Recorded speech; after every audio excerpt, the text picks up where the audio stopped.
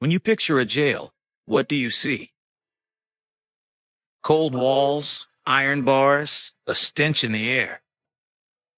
But across the world, some prisons defy every expectation, offering lakeside horseback rides, forcing inmates into naked servitude, or shrinking confinement to a few square feet. In the next 5 minutes, prepare to witness extremes of comfort and cruelty, and ask yourself, what does justice really look like? These stories reveal more than oddities. They force us to rethink punishment itself. First, we travel to Norway, a country known for its humane approach to rehabilitation. At Halden Prison, walls of stone give way to private living quarters, each outfitted with its own bathroom, a small library, and a modest television. Inmates can cook, read, and even play video games with guards who act more like mentors than wardens. The focus here is on preparing people to rejoin society. The ethos is simple. Treat offenders with respect to build trust and reduce violence inside the walls. Just a short ferry ride away lies Bastway Prison, nestled on an island where freedom feels within reach despite the fences. Here, prisoners spend afternoons playing tennis, badminton, or horseback, riding beside a glimmering lake. They watch widescreen televisions, connect to Wi-Fi, and glide across ice rinks in winter. Each cell is a private space, complete with a bed and a shelf of books. Grooming services, haircuts, even massages come at no extra cost. For many, this slice of normal life becomes a powerful motivator to change. It's a stark reminder that environment shapes behavior, and that mercy can be more effective than punishment. Now, step into a far more brutal reality in Zimbabwe's Chikurubi prison, aptly nicknamed the Naked Prison. Inmates here endure a full year of forced nudity, regardless of blistering sun or biting wind. No clothes shield them from the elements, and any attempt at intimacy brings harsher retribution. Guards patrol with steely eyes, enforcing a rule few can fathom. Here, the body itself becomes a tool of control, stripping prisoners of dignity to reinforce submission. It's a punishment so severe, it strips away not only fabrics, but also humanity.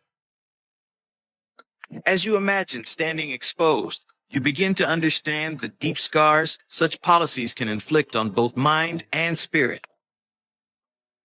It's a practice critics say violates human rights and has drawn international condemnation.